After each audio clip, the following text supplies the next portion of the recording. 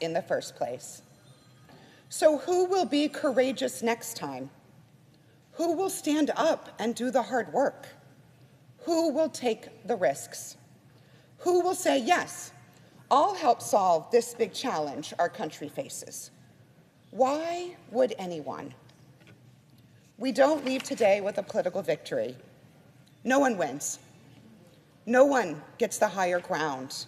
Instead, we're saying to each other, don't step out. Don't try to solve big problems. Stay in your partisan corner, yell some more, blame the other side. Today, yet again, the Senate has chosen politics. But my state is still suffering. And as I said on the floor back on February the 7th, if you want to spin the border crisis for your own political agendas, go right ahead. If you want to continue to use the southern border as a backdrop for your political campaign, that's fine. Good luck to you. But I have a very clear message for anyone using the southern border for staged political events. Don't come to Arizona for your political theater. Do not bring it to my state. In Arizona, we're serious. We don't have time for your political games. There are big challenges facing the Senate and our country, and evidently, this is not a Senate interested in solving those challenges. Americans deserve better. I yield the floor.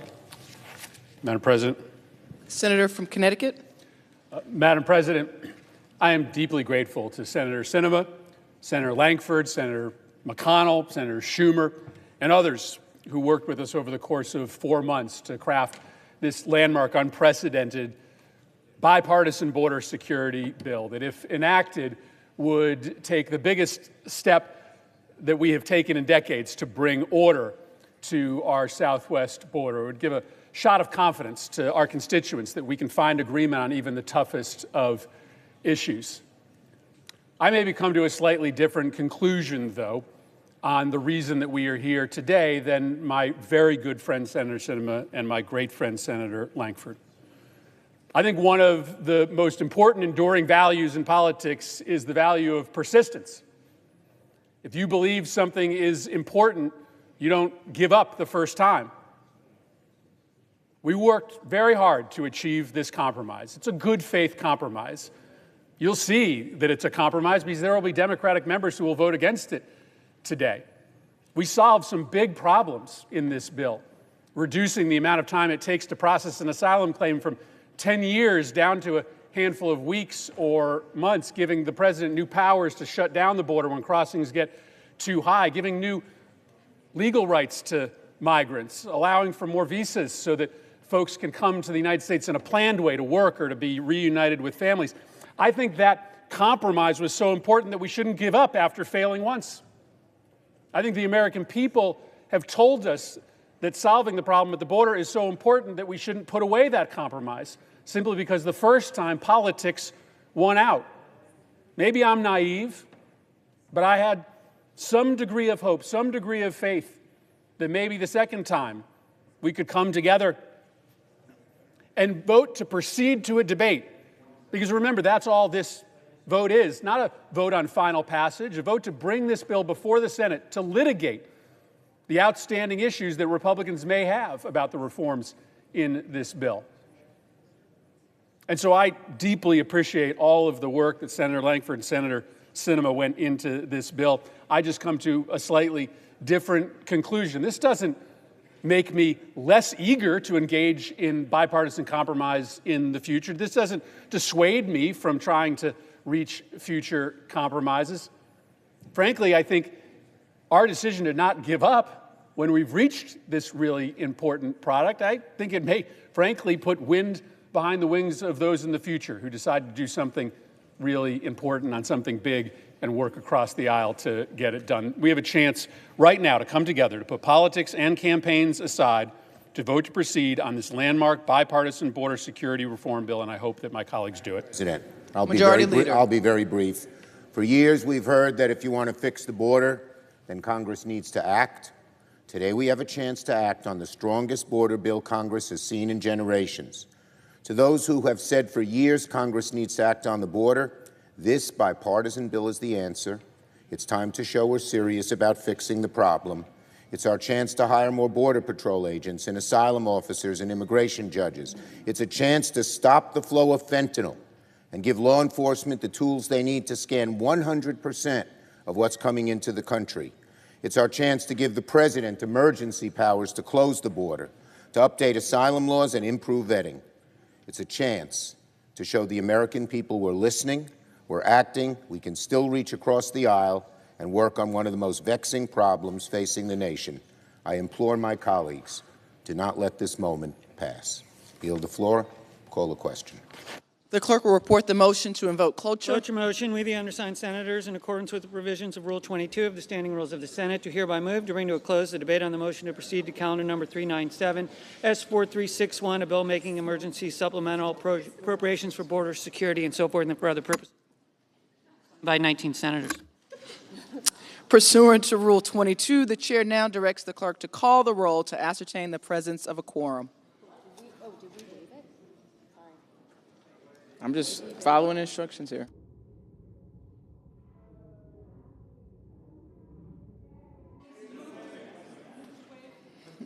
Is there objection? Without objection. The quorum is present. The question is it the sense of the Senate that debate on the motion to proceed to S4361, a bill making emergency supplemental appropriations of border security and combating fentanyl for the fiscal year ending September 30th, 2024, and for other purposes shall be brought to a close. The yeas and nays are mandatory under the rule. The clerk will call the roll. Ms. Baldwin, Mr. Barrasso.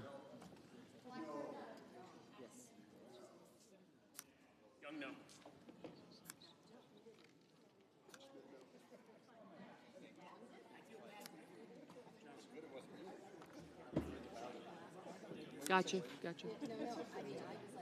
Brown, Coons, Hickenlooper. Thank you. Kramer.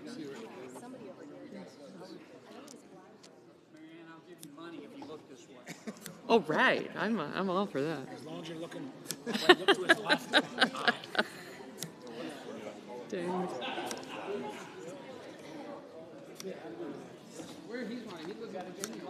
Murphy. King. Got you.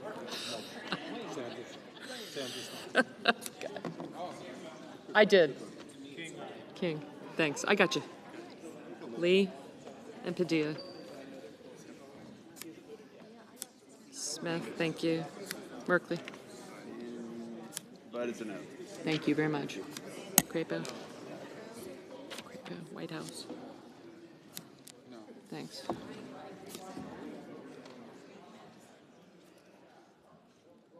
And I'm sorry. Mr. Bennett, Mrs. Blackburn, Mr. Blumenthal. Thank you.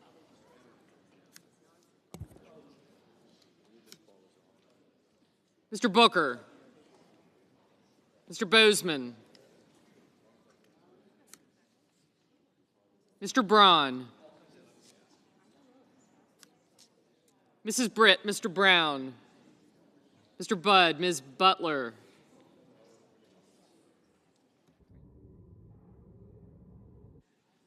Ms. Cantwell, Mrs. Capito, Mr. Cardin, Mr. Carper, Mr. Casey, Mr. Cassidy, Ms. Collins, Mr. Coons, Mr. Cornyn, Ms. Cortez Masto, Mr. Cotton, Mr. Kramer, Mr. Crapo, Mr. Cruz, Mr. Daines, Ms. Duckworth, Mr. Durbin, Ms. Ernst, Mr. Fetterman, Mrs. Fisher, Mrs. Gillibrand, Mr. Graham, Mr. Grassley, Mr. Haggerty, Ms. Hassan, Mr. Hawley, Mr. Heinrich, Mr. Hickenlooper, Ms. Hirono, Mr. Hoven, Mrs. Hyde-Smith, Mr. Johnson, Mr. Kane, Mr. Kelly, Mr. Kennedy, Mr. King, Ms. Klobuchar, Mr. Lankford, Mr. Lee, Mr. Lujan, Ms. Lummis, Mr. Manchin, Mr. Markey, Mr. Marshall, Mr. McConnell, Mr. Menendez, Mr. Merkley, Mr. Moran, Mr. Mullen, Ms. Murkowski, Mr. Murphy, Mrs. Murray, Mr. Ossoff, Mr. Padilla, Mr. Paul, Mr. Peters, Mr. Reed,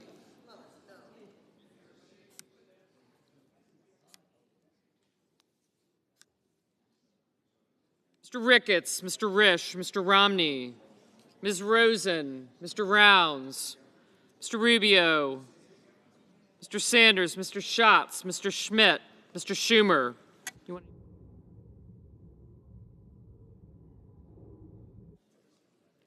Mr. Scott of Florida, Mr. Scott of South Carolina. Mrs. Shaheen, Ms. Sinema, Ms. Smith, Ms. Stabenow, Mr. Sullivan, Mr. Tester, Mr. Thune, Mr. Tillis, Mr. Tuberville, Mr. Van Hollen, Mr. Vance, Mr. Warner, Mr. Warnock, Ms. Warren, Mr. Welch, Mr. Whitehouse, Mr. Wicker, Mr. Wyden, Mr. Young.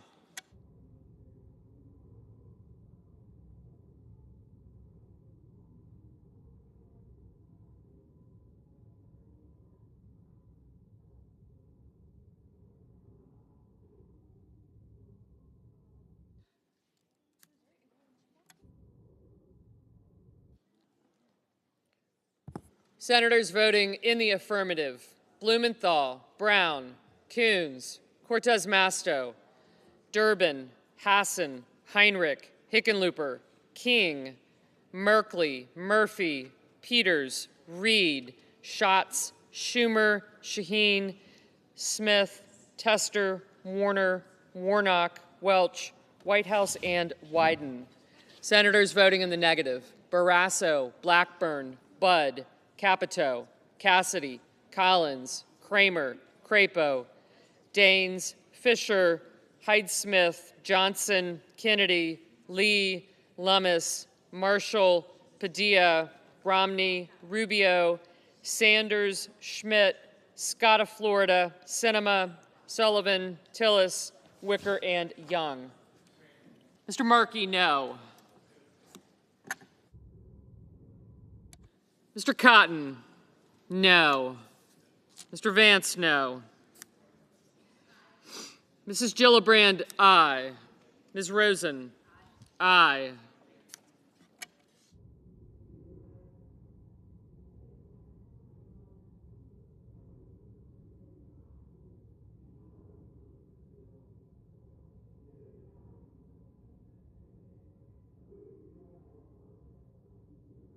Mr. Thune, no.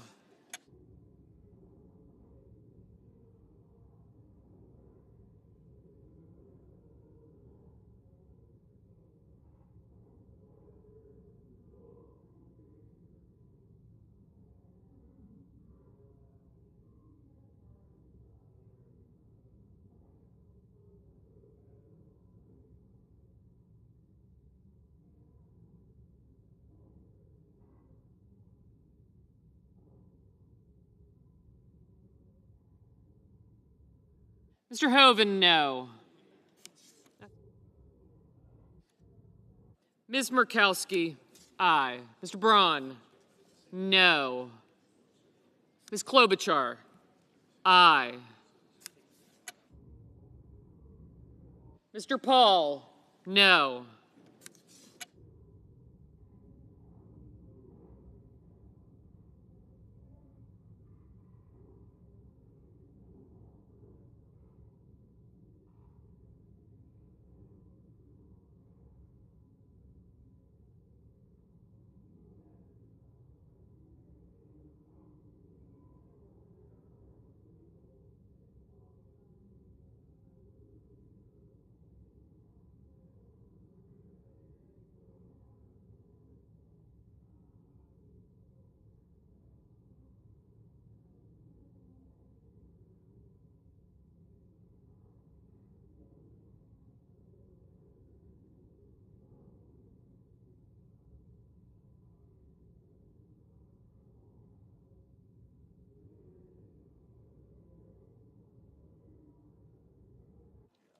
Mr. Ossoff, aye.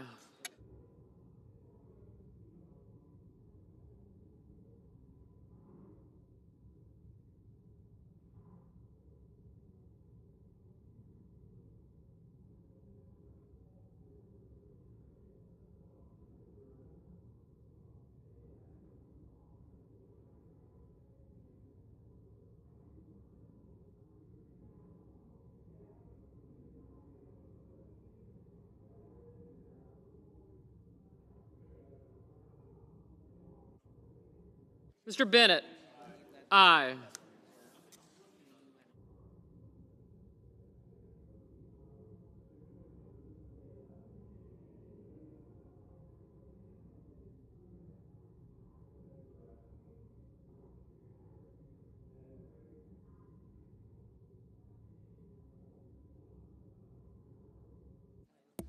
Mr. Cruz, no.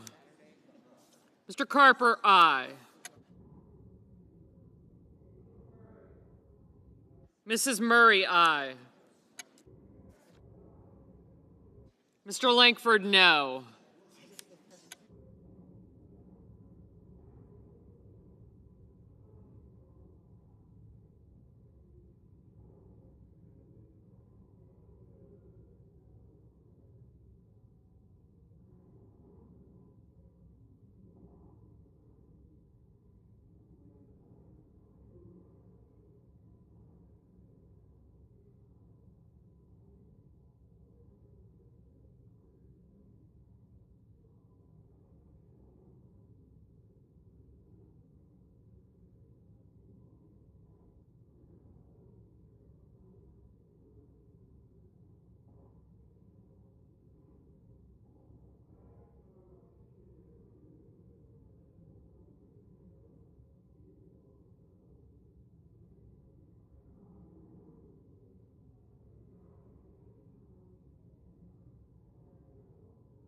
Mr. Grassley, no.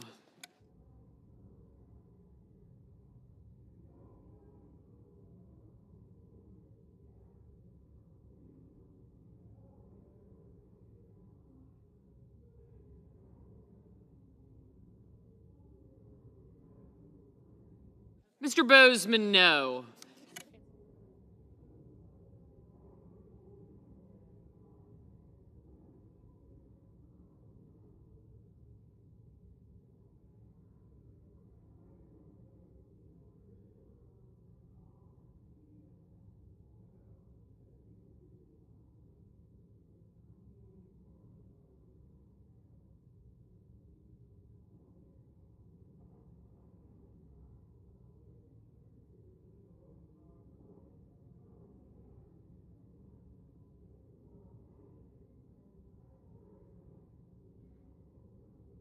Mr. Lujan, aye.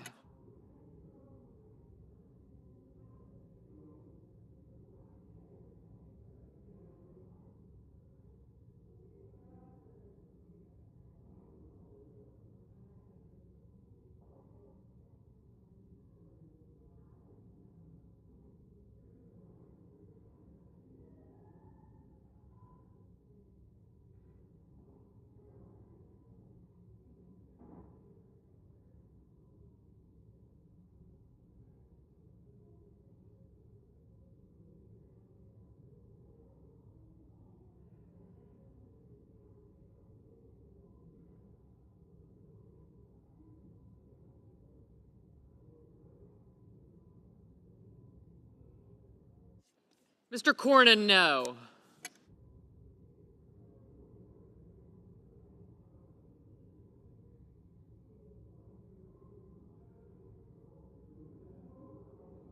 Ms. Stabenow, aye.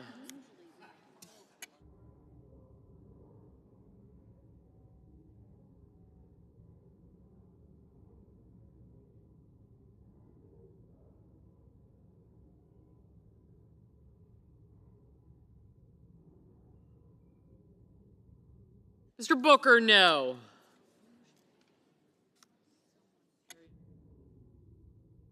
Ms. Butler, no.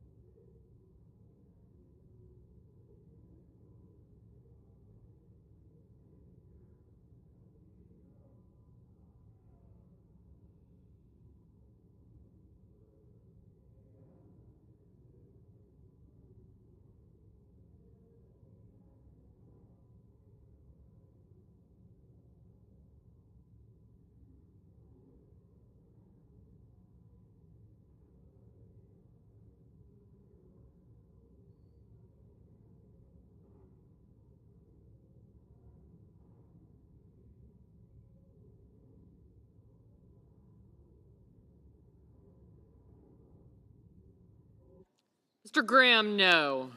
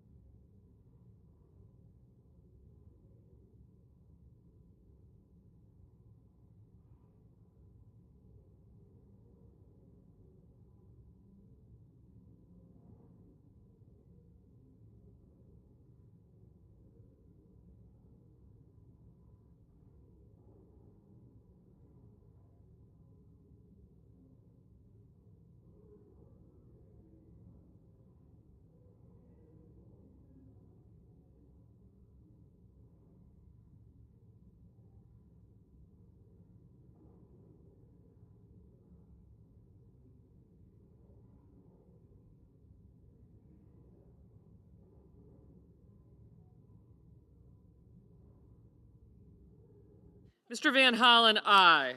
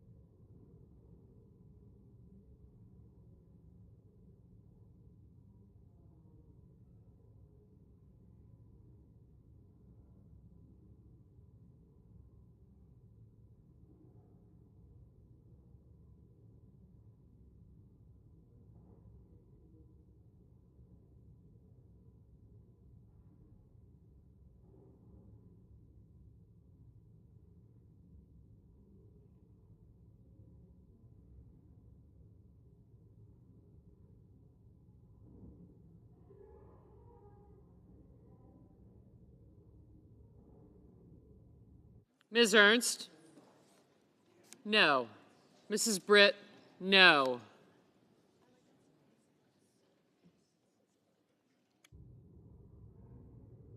What are you looking for?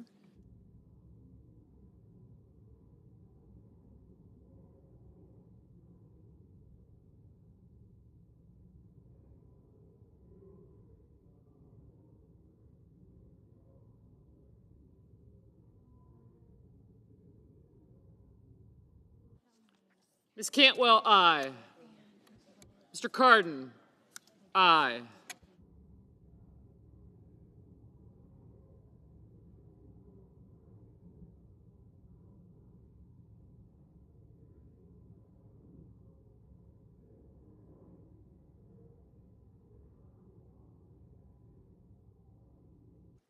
Yes. Ms. Duckworth, aye.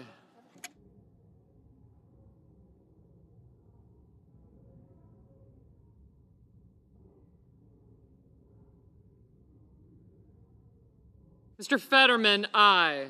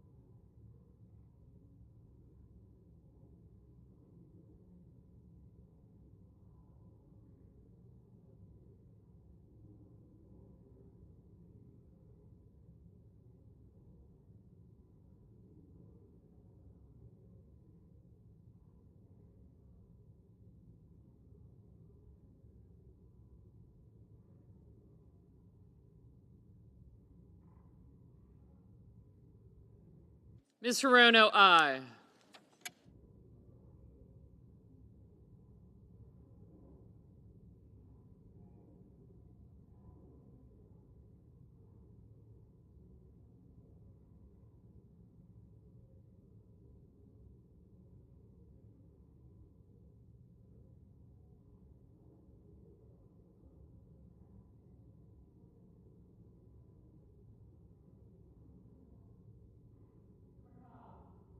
Mr. McConnell, no.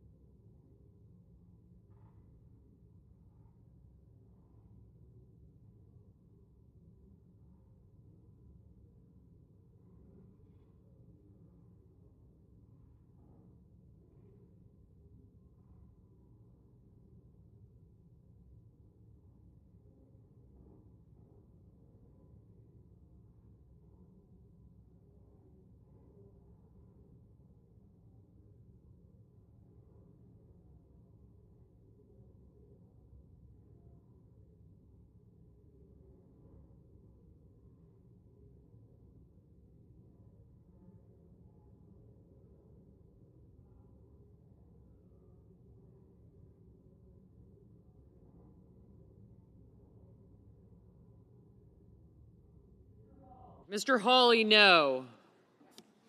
Ms. Baldwin, aye.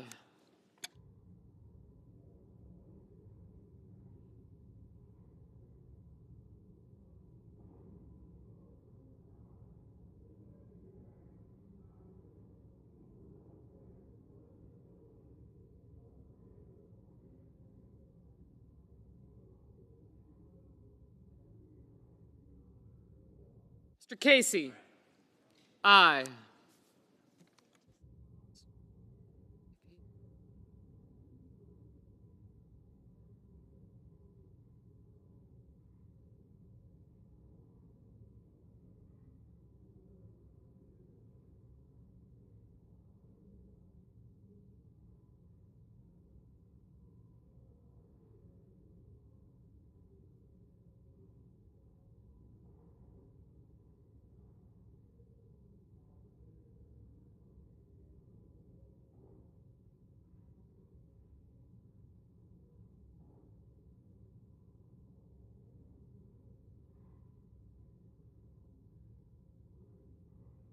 Mr. Risch, no.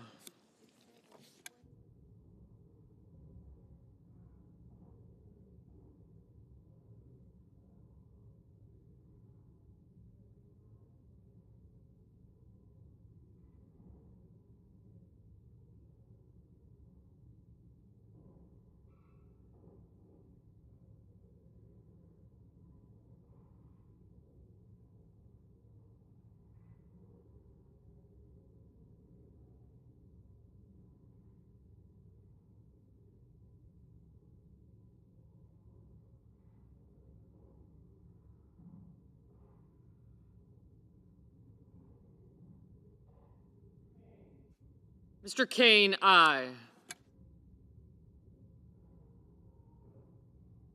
Mr. Rounds, no.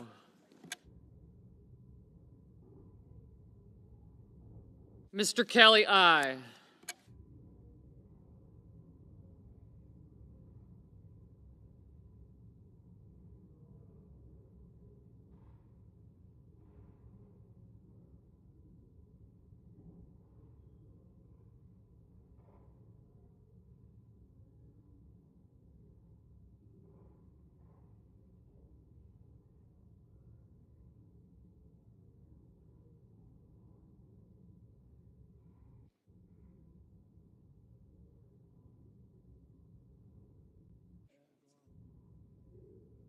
Mr. Moran, no.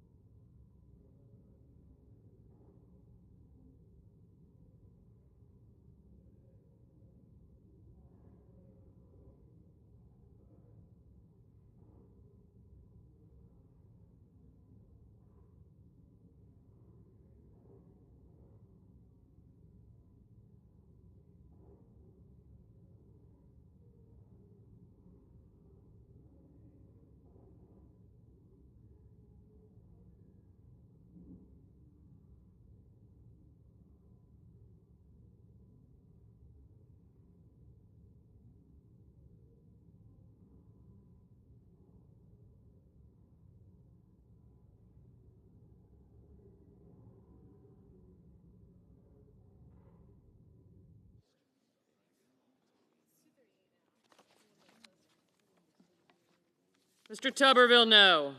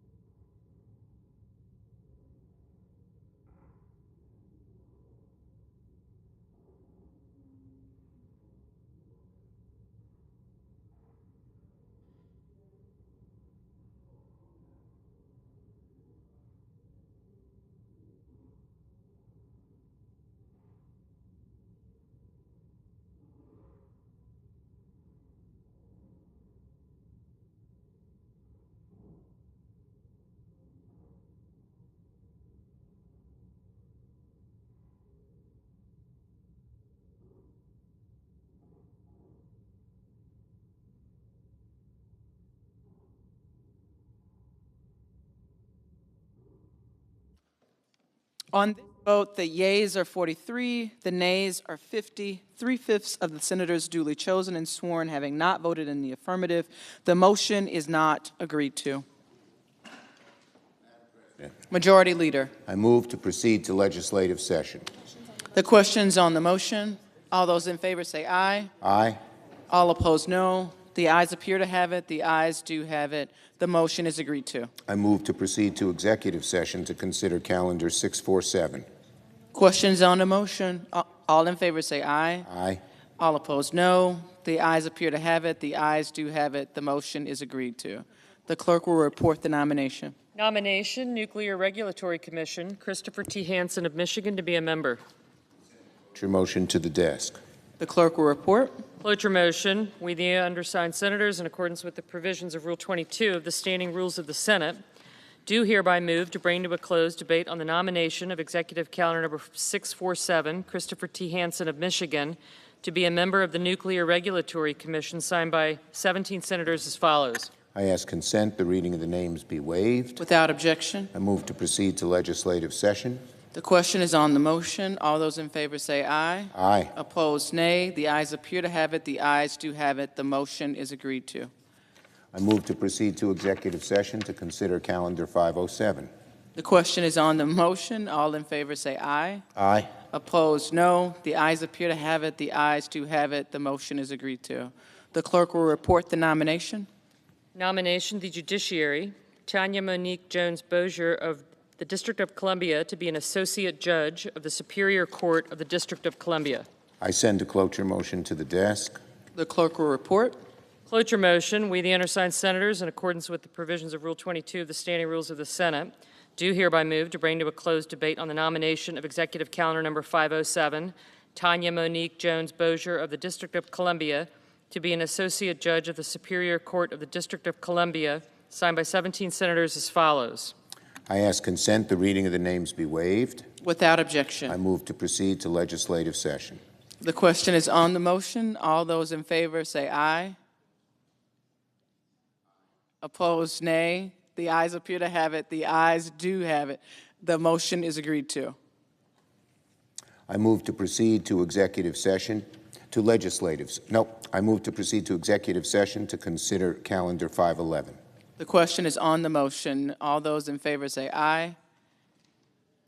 Aye. All opposed, no. The ayes appear to have it. The ayes do have it. The motion is agreed to. The clerk will report.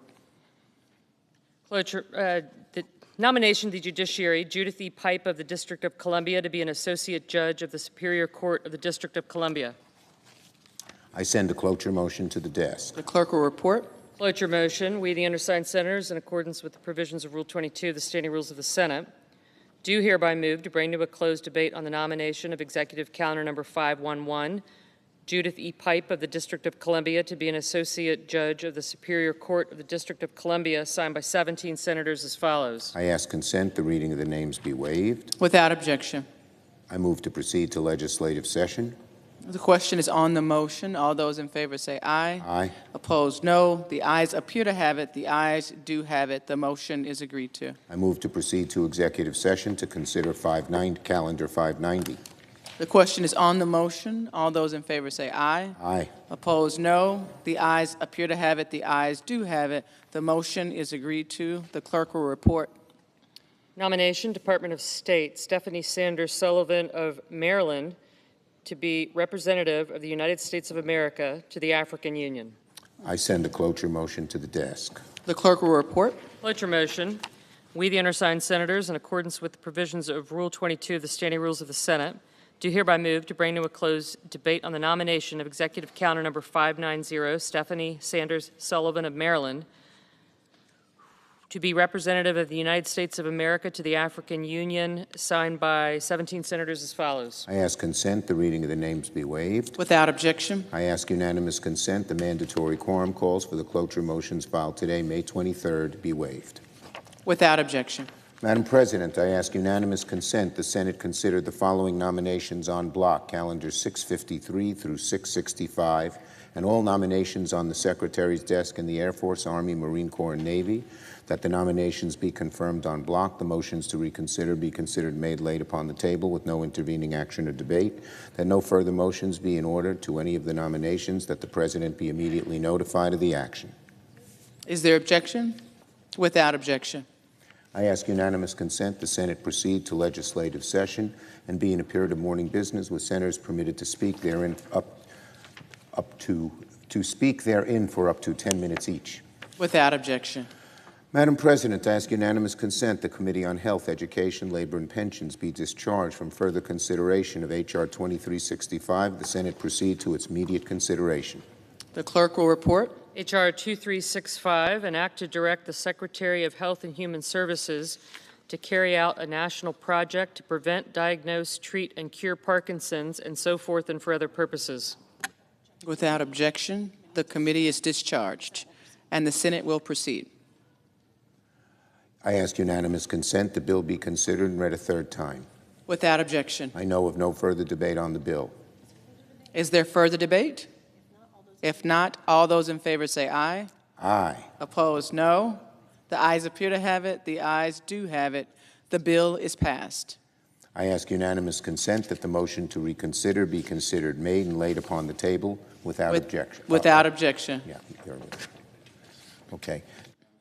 And for a moment, a few moments ago, the Senate unanimously passed the National Plan to End Parkinson's Act, a bill that for the first time marshals agencies across the government to tackle this disease, this awful disease, in a comprehensive way. I thank Senators Murphy and Capito and everyone who championed this bill. Parkinson's is truly a terrible illness. It's taken an awful toll on my own family. My mom suffers from this disease. It's very hard on us. I know Parkinson's has affected the families of others in this chamber, as well as over 1 million Americans in this country. This bill, for the first time, will unite the government in an effort to find a cure for this disease once and for all, by promoting better Parkinson's research, encourage more effective treatments and other measures. With this bill, we're taking one step closer to bringing this awful disease to an end, and I thank everyone who made it possible. I also, in particular, wish to thank Representative Jennifer Wexton of Virginia, who has spent months championing this bill, even after being diagnosed with a particularly rare form of Parkinson's. She's an inspiration. While many would have been discouraged or lost hope with a disease like this, she has endured. She has used her struggle to help others, and now the bill goes to the President's desk. Now, Madam President, I ask unanimous consent the Senate proceed to the immediate consideration of Calendar 367, S138. The clerk will report. Calendar number 367, S138, a bill to amend the Tibetan Policy Act of 2002 to modify certain provisions of that act. Without objection, the Senate will proceed. I ask unanimous consent the committee-reported substitute amendment be considered and agreed to. The bill as amended be considered, read a third time, and passed, and the motions to reconsider be considered made and laid upon the table. Without objection. I ask unanimous consent the Senate proceed to the consideration of S-Res 706 submitted earlier today. The clerk will report. S-Res 706, recognizing National Foster Care Month, and so forth. Without objection, the Senate will proceed. I ask unanimous consent the resolution be agreed to, the preamble be agreed to, and that the motions to reconsider be considered made and laid upon the table with no intervening action or debate. Without objection. Madam President, I ask unanimous consent the Senate proceed to the consideration of S-Res 707, which is at the desk. The clerk will report. S-Res 707, recognizing the significance of Jewish American Heritage Month as a time to celebrate the contributions of Jewish Americans to the society and culture of the United States. Without objection, the Senate will proceed. I ask unanimous consent the resolution be agreed to, the preamble be agreed to, and the motions to reconsider be considered made and laid upon the table with no intervening action or debate. Without objection. Madam President, I ask unanimous consent the Senate proceed to the consideration of S-Res 708, which was submitted earlier today. The clerk will report. S-Res 708, commemorating the 100th anniversary of the designation of the Gila Wilderness. Without objection, the Senate will proceed. I know of no further debate on the resolution. If there is no further debate, the question is on the resolution. All those in favor say aye. Aye. Opposed, no. The ayes appear to have it. The ayes do have it. The resolution is adopted. I ask unanimous consent the preamble be agreed to and the motions to reconsider be considered made and laid upon the table with no intervening action or debate. Without objection. I have 3 requests for committees to meet during today's session of the Senate. They have the approval of the majority and minority leaders. Duly noted. Madam President, I ask unanimous consent that the appointment at the desk appear separately in the record as if made by the chair. Without objection. I yield the floor.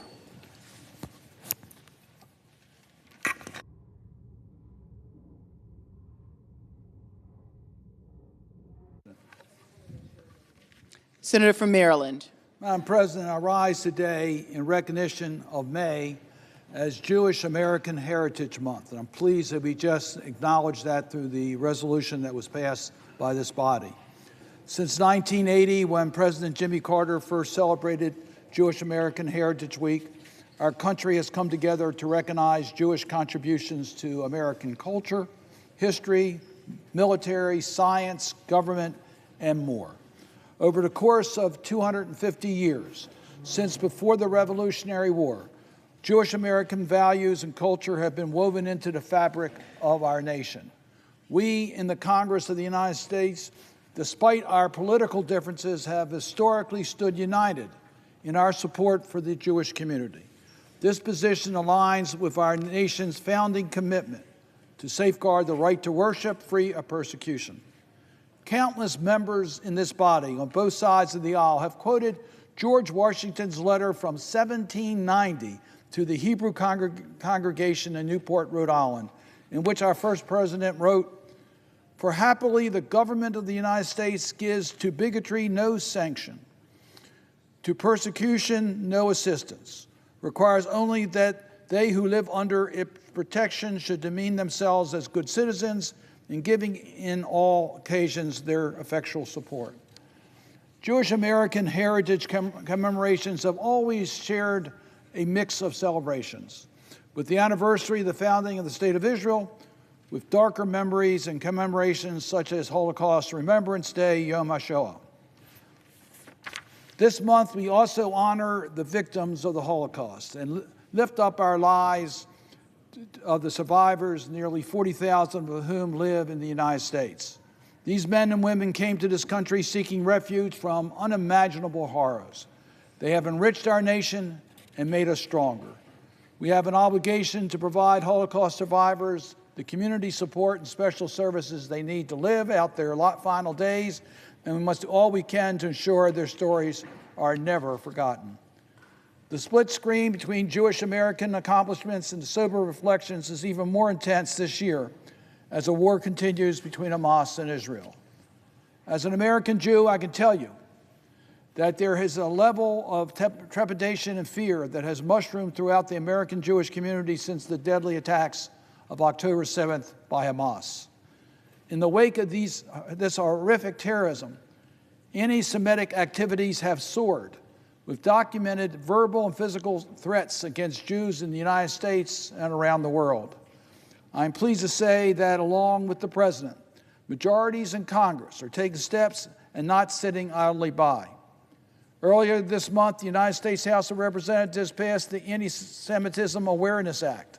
This bill codifies the U.S. Department of Education's need to consider the International Holocaust Remembrance Alliance working definition of anti-Semitism when enforcing federal anti-discrimination laws.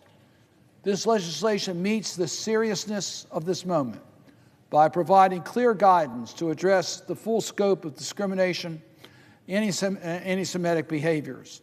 As a co-sponsor of the Senate companion, I urge my colleagues to stand with the Jewish American community and vote for this legislation. I'm also pleased to join my colleagues in co-sponsoring the Countering Anti-Semitism Act, which is bipartisan, bicameral legislation that would strengthen efforts to combat rising anti-Semitism in the United States, including the establishment of a national coordinator to counter anti-Semitism, who would oversee the federal efforts to counter domestic anti-Semitism and lead in the interagency task force. It requires analysis and threat assessments from executive agencies and law enforcement on anti-Semitism and violent extremism.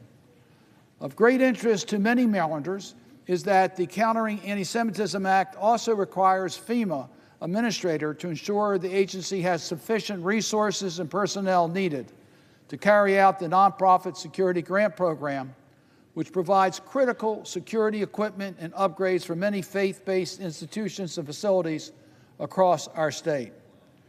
We are building on President Biden's national strategy to combat anti-Semitism, the first ever that identifies the problem we face today. It states, loud voices are normalizing this venom, but we must never allow it to become normal. Anti-Semitism threatens not only the Jewish community, but all Americans. I would like to take this moment to praise the U.S. Holocaust Memorial Museum and its incredible staff for its efforts to counter misinformation and disinformation. I am proud to be a member of the museum's advisory council. The U.S. Holocaust Memorial Museum has always put education and countering anti-Semitism at the forefront of its mission and activities. Since October 7th, it has ramped up in an unprecedented way and further cemented its role as an indispensable resource, as well as a myth buster in this national and international fight against anti-Semitism and hate. Anti-Semitism did not start with the Hamas attacks. From the white supremacists chanting, "Jews will not replace us" in Charlottesville, forcing Jews to leave their synagogue through the back door, to the right-wing extremists armed with an AR-15 rifle and 3 handguns who attacked the Tree of Life Synagogue in Pittsburgh, killing 11 Jews and leaving 7 others wounded. This has been a violent surge that goes back centuries. No matter what your political affiliation, we all must speak out against this hatred and correct the misinformation that breeds it. The sobering reality is that threats against Jews continue to rise, not just in the United States, but also around the world. Just since 2015, I've had the honor to serve as the special representative on combating anti-Semitism, racism, and intolerance for the Parliamentary Assembly of the world's largest regional security organization, the Organization for Security and Cooperation in Europe, best known as the OSCE. I've used this role to urge the OSCE's 57 participating states, the United States included, to develop strategies and invest the political will and resources necessary to eradicate hate by developing and sharing best practices, building broad-based interfaith coalitions, educating young people, and countering Holocaust denial and distortions. Just as the obligation to combat anti-Semitism is not just an American endeavor, it is also not just a Jewish endeavor. The responsibility to rid our society of the scourge of anti-Semitism is a shared responsibility. Mr. President, I was proud to be part of the U.S. delegation to the Berlin Conference. In Berlin, Germany, in 2004, the OSCE participating states declared that anti-Semitism is a threat not only to Jews everywhere, but also to democracy, human rights, and international stability. When societies permit anti-Semitism to thrive, they also allow conspiracies and disinformation and hate in all forms to thrive.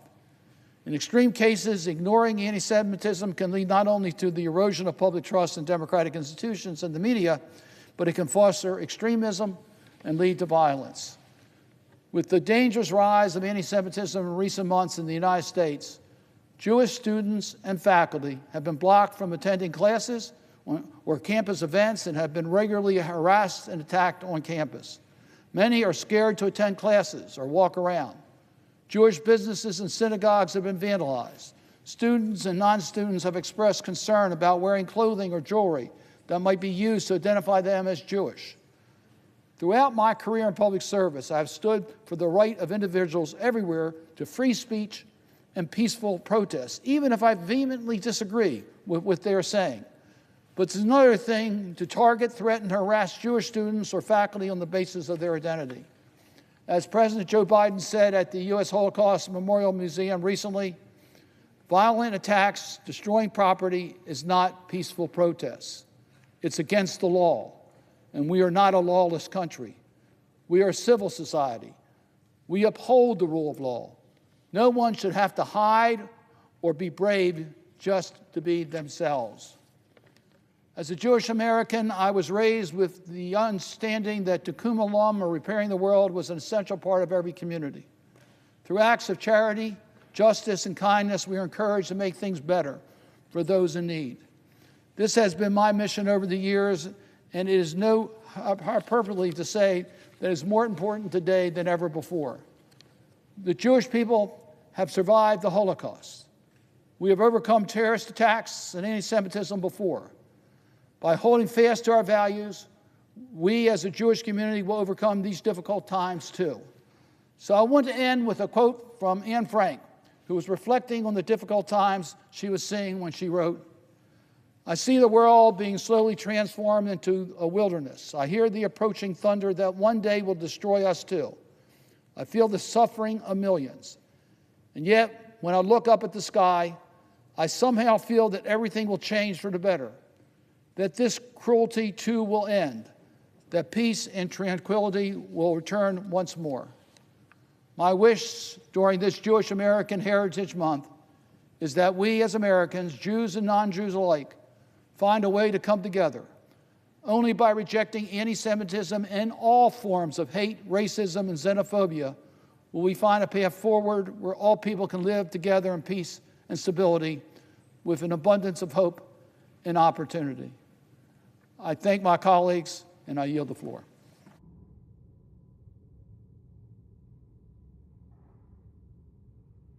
Mr. President.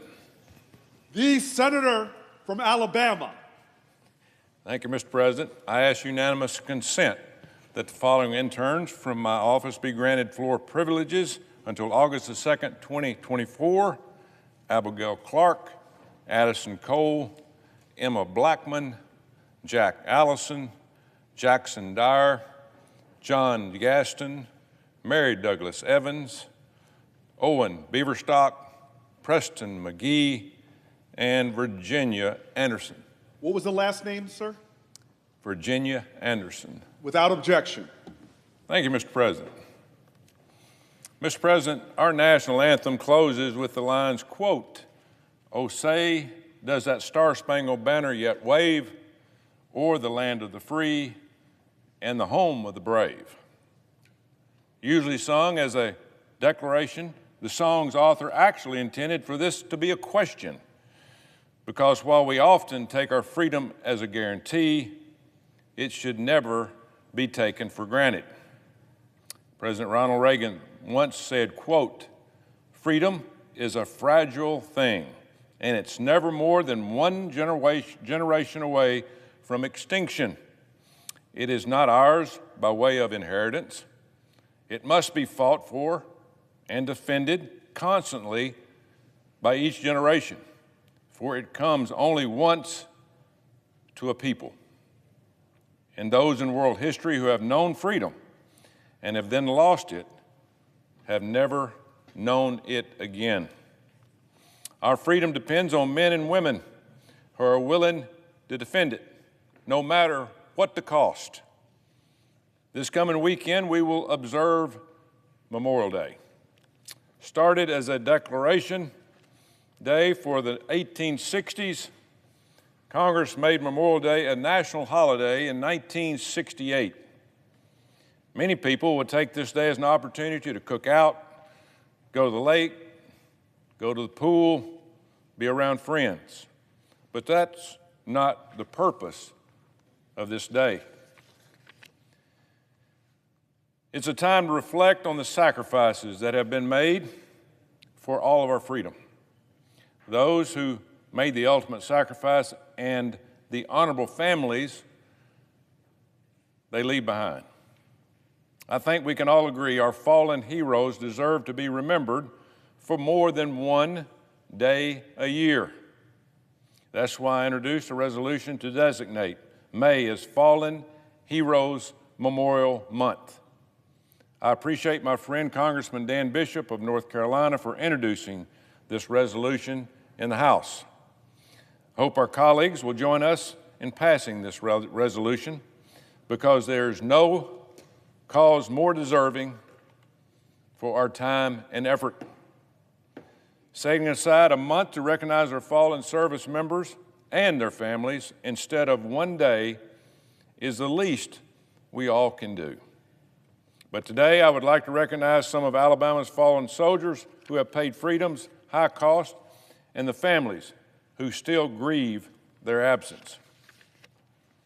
You know, it's estimated that more than 81,000 American soldiers who gave their lives for our country remain unidentified since World War I. For nearly 80 years, this was the case for Alabama's own mess attendant, First Class Johnny Laurie of Bessemer, Alabama. Johnny was very active at the Red Mountain Baptist Church, teaching both Sunday school and Baptist Young People's Union classes. He graduated from Dunbar High School, where he competed in basketball and high jumping and track. In 1940, Johnny joined the U.S. Navy and was later assigned to serve aboard the USS Oklahoma. He was aboard the ship on the fateful day of December the 7th, 1941, when our country was attacked by Japanese aircraft. Unfortunately, Johnny was one of the 2,403 Americans who died at Pearl Harbor that day. He was awarded several medals posthumously, including a Purple Heart for paying the ultimate sacrifice. Out of the 429 crewmen aboard the ship, the Central Identification Laboratory was only able to identify 35 of the 429. This mystery seemed like it would never be solved. But in July 2019, Johnny Laurie's remains were identified, and he was finally able to return to his home state of Alabama to receive a proper hero's welcome. He is now buried at the Alabama National Cemetery in Montevallo, Alabama. His brother Elmer, now 94 years old, continues to participate in memorial ceremonies to ensure the sacrifices of fallen heroes like his brother are never, ever forgotten. For many of our heroes, the desire to serve began at an early age. That is the case of Lance Corporal Thomas Rivers, Jr. of Hoover, Alabama. His parents and Thomas knew as a child that he wanted to be a Marine, his lifelong dream. This desire only grew throughout his life, and he was motivated in everything that he did by this thought of becoming a Marine. He struggled at first in high school until a military recruiter told him he'd need a high school diploma to enlist. Low grades were never a problem after that conversation. This was evidenced in an English essay he wrote titled, "Why I Want to Go into the Marines." In the essay he wrote in part, quote, "I don't think I would be afraid of combat and would be proud to fight for my country." He went on to say, quote, "I believe that joining the Marines would be a great experience for me because it will teach me to rely on God to make it through." Thomas joined the Marines as soon as he graduated from Briarwood Christian School in 2007. After completing training at Camp Lejeune, he deployed to Iraq and then to Afghanistan. His faith never wavered, despite the intense conditions of combat he was in almost daily. He and one of his friends again at one night began a Bible study while deployed, leaning on passages of the Bible for comfort. Corporal Rivers was killed by an IED explosion at the age of 22. His mother Sharon spoke about how she never really got to know the fine young man she raised as he grew to be an adult. Between deployments, he was unable to spend much time at home. Despite the devastating loss, Sharon and her husband Tom find comfort in their faith and the belief that lives were changed through their son's story.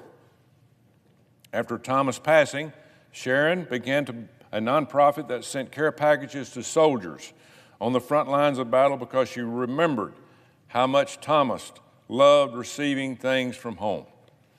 Through her efforts, she was able to send more than 5,000 care packages to soldiers overseas over an 8-year span. Sharon's reminder to us is that for families like hers, Memorial Day isn't a happy holiday or just another day at the pool or cooking out. It's a day to remember heroes like her son, Thomas, who answered the call to serve and courageously laid down his life for ours. You know, President Franklin Roosevelt once said, quote, "Those who have long enjoyed such privileges as we enjoy forget in time that men have died to win them." May we as Americans be a nation that remembers the sacrifices made for the many freedoms that we all enjoy, not just on Memorial Day, but every day of the year. May we never forget those like Johnny Laurie or Thomas Rivers who didn't allow freedom to die on their watch. And may we hold their families near to our hearts as we go into this Memorial Day weekend. Mr. President, I yield the floor.